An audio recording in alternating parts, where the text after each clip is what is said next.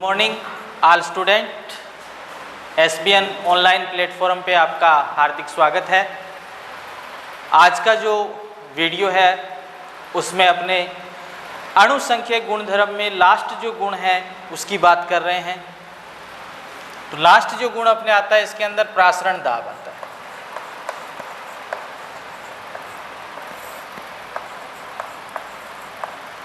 प्रासरण दाब से पहले दो डेफिनेशन अपने पढ़ते हैं। एक डेफिनेशन अपने विसरण की पढ़ते हैं और एक डेफिनेशन अपने प्रासरण की पढ़ते हैं। तो विसरण और प्रासरण क्या होता है अपने, सबसे पहले विसरण की बात करते हैं अपने। तो विसरण क्या होता है कि किसी यौगिक की अगर अपने बात करें तो उच्च सांद्रता से निम्न सांद्रता की ओर उसका जो गमन है, उसका जो फैलना है, उसको अपने क्या कहते हैं, विसरण कहते हैं। सामान्य रूप से जैसे अपने एक जल से भरी हुई बाल्टी के अंदर पोटेशियम परमैंगनेट को डालें या स्याही को डालते हैं तो वो स्याही या पोटेशियम परमैंगनेट जो है वो क्या होगा, पूरी बाल्टी के अंदर फैल जाता है। या फिर अपने अगरबत्ती लगाते हैं कहीं कोने में तो उसकी खुशबू जो है वो आसपास के एरिया में हो जाती है। अर्थात अधिक सांद्रता से कम सांद्रता की ओर कण जो है वो क्या कर रहे हैं, उसमें गमन कर रहे हैं। तो ऐसी जो घटना है उसको अपने क्या कहते हैं, विसरण कहा जाता है। अब इसके बाद दूसरी जो घटना की बात कर रहे हैं अपने प्रासरण की बात कर रहे हैं। तो प्रासरण क्या होता है अपने, प्रासरण के लिए आवश्यकता है अर्धपारगम्य झिल्ली की। प्रासरण की जो घटना है उसमें अर्धपारगम्य झिल्ली की आवश्यकता होती है। एग्जाम्पल के लिए अपने अगर बात करते हैं तो अपने किशमिश को जब जल के अंदर डाला जाता है तो किशमिश फूल जाती है, तो उसमें प्रासरण की क्रिया हो रही है। और प्रासरण की क्रिया में क्या होता है, ये क्रिया निम्न सांद्रता से उच्च सांद्रता की ओर अर्धपारगम्य झिल्ली के माध्यम से विलायक के कणों का जाना जो है वो क्या कहलाता है, प्रासरण कहलाता है। तो प्रासरण में क्या होगा, अपने विलायक के जो कण हैं वो निम्न सांद्रता से उच्च सांद्रता की ओर कैसे जाएगी, अर्धपारगम्य झिल्ली के माध्यम से जाती है। जो अर्धपारगम्य झिल्ली होती है अपने, वो मुख्य रूप से क्या होती है अपने, फिनोल और पोटेशियम फेरोसाइनाइड से निर्मित होती है। उस झिल्ली से विलायक के कण जो है वो जाएंगे, उसको अपने क्या कहा जाता है, प्रासरण कहा जाता है। एग्जाम्पल जैसे किशमिश को अगर अपने जल के अंदर डाला जाता है तो किशमिश जो है वो अपने फूल जाती है। क्यों? क्योंकि किशमिश के अंदर जो है वो ग्लूकोज की सांद्रता अधिक है, जबकि बाहर अपने उसके अंदर जल को रख रहे हैं तो जल क्या है, वहाँ पे विलायक है जो कि निम्न सांद्रता से उच्च सांद्रता अर्थात किशमिश के अंदर की ओर जल जो है वो प्रवाहित होता है। तो उसे अपने क्या कहते हैं, प्रासरण की घटना जो है वो कहा जाता है। अब इसमें बात कर रहे हैं अपने प्रासरण दाब की। तो प्रासरण दाब को समझने के लिए अपने एक पात्र लेते हैं इस प्रकार का, या सामान्य जो इसकी डेफिनेशन अपने बताएं उस डेफिनेशन में अपने ये कह सकते हैं कि प्रासरण की क्रिया को रोकने के लिए जो दाब लगाया जाता है उसे क्या कहते हैं, अपने प्रासरण दाब कहा जाता है। सामान्य जो डेफिनेशन देंगे अपने तो क्या होता है कि प्रासरण की क्रिया को रोकने के लिए जो दाब लगाया जाता है, बाह्य दाब अपने लगाते हैं, उस दाब को अपने क्या कहेंगे, यहाँ पे प्रासरण दाब कहा जाता है।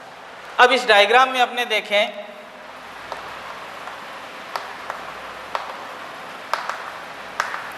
इसके अंदर जल को अपने भर रहे हैं और यहाँ इसमें पिस्टन लगे हुए हैं। इधर एक पिस्टन लगा हुआ है जिसको अपने ए कह देते हैं, यहाँ अपने एक पिस्टन लगा हुआ है जिसको अपने बी कह देते हैं, और यहाँ इसमें अर्धपारगम्य झिल्ली बीच में लगा देते हैं। और इसमें एक साइड के अंदर NaCl का विलयन ले लेते हैं अपने और दूसरी साइड के अंदर जल को भर देते हैं अपने।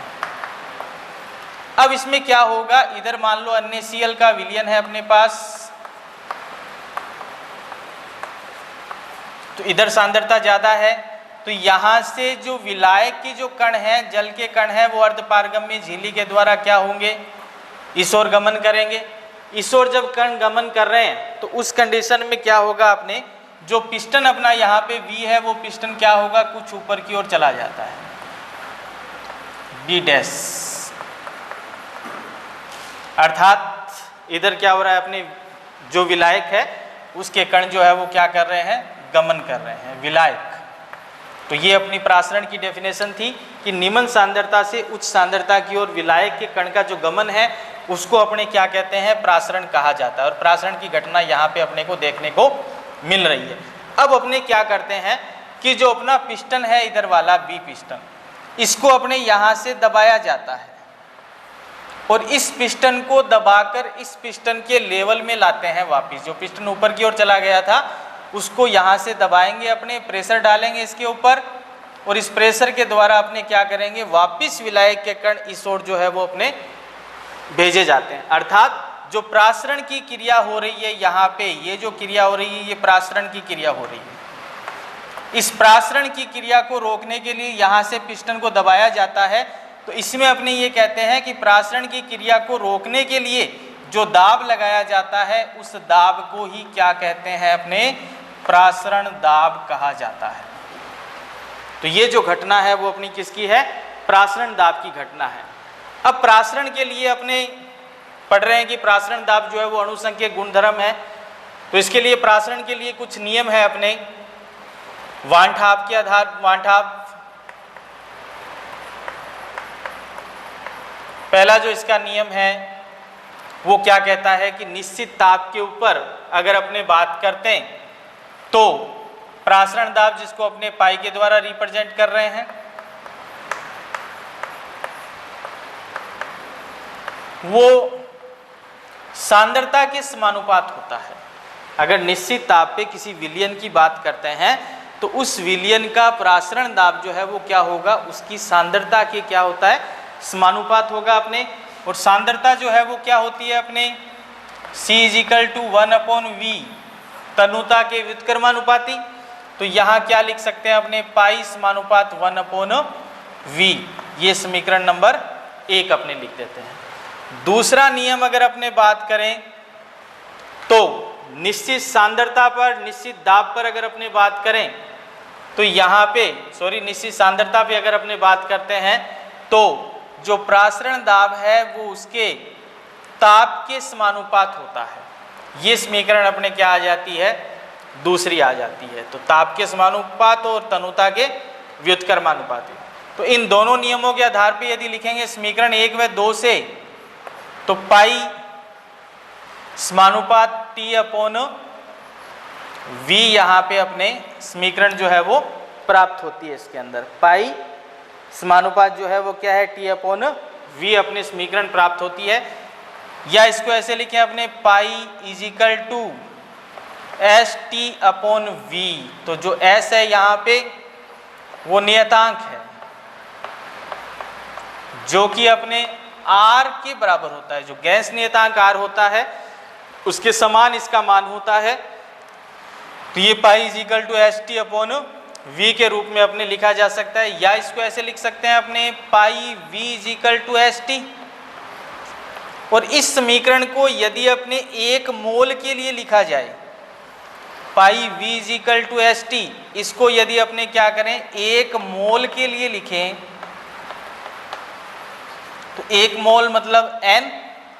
तो इसको क्या लिखेंगे, पाई V = NST। समीकरण क्या बन जाएगी अपनी, पाई V = NST जो है वो बन जाती है अपने। अब अपने कह रहे हैं कि यहाँ पे जो S है वो किसके बराबर है, R के बराबर। तो इस समीकरण को क्या लिख सकते हैं अपने, nRT।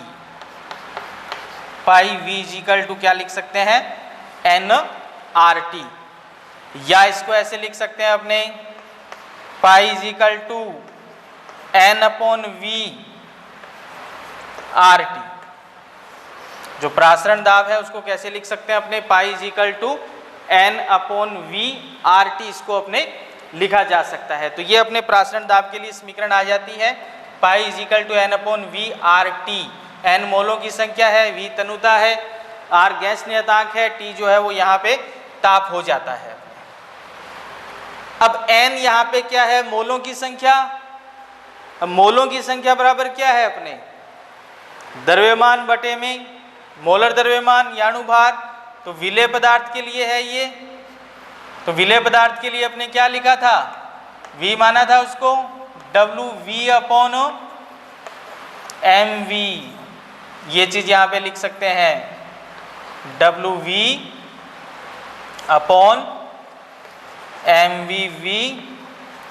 RT पाई,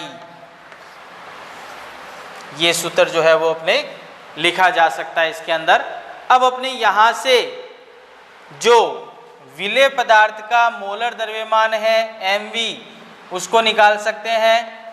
mv बराबर क्या हो जाएगा अपने यहाँ पे WV RT/πv,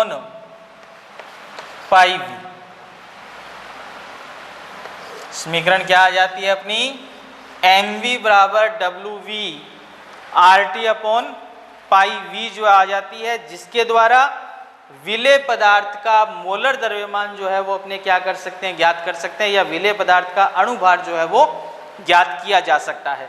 तो ये प्रासरण दाब को मापने का जो फार्मूला जो है वो अपने यहाँ लिखा है, पाई इजिकल टू WV/mv। ये क्या है, मोल की संख्या जो थी अपने, n जो था उसका मान लिखा है अपने यहाँ पे, n बराबर द्रव्यमान बटे मोलर द्रव्यमान, और यहाँ पे RT, R जो है वो गैस नियतांक, T जो है वो अपने क्या हो जाएगा, ताप हो जाता है। तो इस फार्मूले के द्वारा अपने क्या कर सकते हैं, प्रासरण दाब को लिख सकते हैं। अब इससे आधारित कुछ न्यूमेरिकल करेंगे, उससे पहले 3 डेफिनेशन अपने पढ़ लेते हैं। एक समप्राश्री, एक अतिप्राश्री और एक अलपप्राश्री।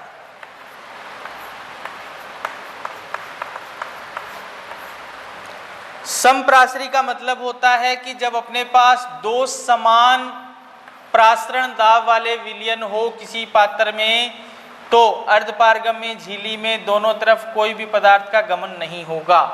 अर्थात जब अपने 2 समान प्रासरण दाब वाले विलयन लिए जाते हैं तो उसे अपने क्या कहते हैं, समप्राश्री विलयन कहा जाता है। अति प्राश्री का मतलब होता है जब एक के अंदर अपने जिसका कम प्रासरण दाब है, एक का अधिक प्रासरण दाब है, तो जिसका प्रासरण दाब अधिक है उसको क्या कहेंगे अपने, अति प्राश्री, और जिसका कम है उसको क्या कहेंगे अपने, अलप प्राश्री जो है वो कहा जाता है। तो इस प्रकार से प्रासरण दाब के आधार पे 3 डेफिनेशन अपने समप्राश्री, अति प्राश्री, अलप प्राश्री। अर्थात जब 2 विलयनों में समान सांद्रता है तो वहाँ समप्राश्री, जहाँ अधिक होगी एक की उसको अति प्राश्री, और कम होगी उसको क्या कहेंगे अपने, अलप प्राश्री जो है वो कहा जाता है। अब इसके एग्जाम्पल करते हैं। तो एग्जाम्पल जो अपना क्या है, 27 डिग्री सेंटीग्रेड ताप पर यूरिया के m/10 विलयन का प्रासरण दाब ज्ञात कीजिए। R का मान अपने यहाँ पे दिया हुआ है, तो यहाँ आपने क्या करना है, पाई का मान ज्ञात करना है। मान किसका दिया हुआ है, सांद्रता दी हुई है, अर्थात फार्मूला कौन सा लगेगा, पाई इजिकल टू nRT। यहाँ अपने इसमें CRT लगाते हैं, पाई इजिकल टू CRT फार्मूला जो है वो अपने लगाया जाता है। n/v RT था तो n/v की जगह C लिख सकते हैं, तो पाई इजिकल टू CRT। अब यहाँ C का मान कितना दिया हुआ है, 1/10 इंटू R का मान 0.0821 इंटू T का मान क्या है 27 डिग्री सेंटीग्रेड, इसको केल्विन में चेंज करेंगे तो 27 प्लस 273 कितना हो जाएगा 300 केल्विन इंटू 300। इसको जब आप हल करोगे तो इससे क्या मान आ जाएगा, अपने पाई का मान जो है वो आ जाता है। तो ये पहले एग्जाम्पल था। एक एग्जाम्पल और करते हैं इसके अंदर। दूसरा जो एग्जाम्पल ले रहे हैं अपने, ये समप्राश्री विलयन के आधार पे दिया हुआ है। इसमें अपने क्या है, 4% यूरिया विलयन एक अन्य कार्बनिक यौगिक A के 12% विलयन का समप्राश्री है। यौगिक A का अणुभार ज्ञात कीजिए। अब यहाँ पे अपने क्या बता दिया, 2 विलयन की परसेंटेज मात्रा दी हुई है।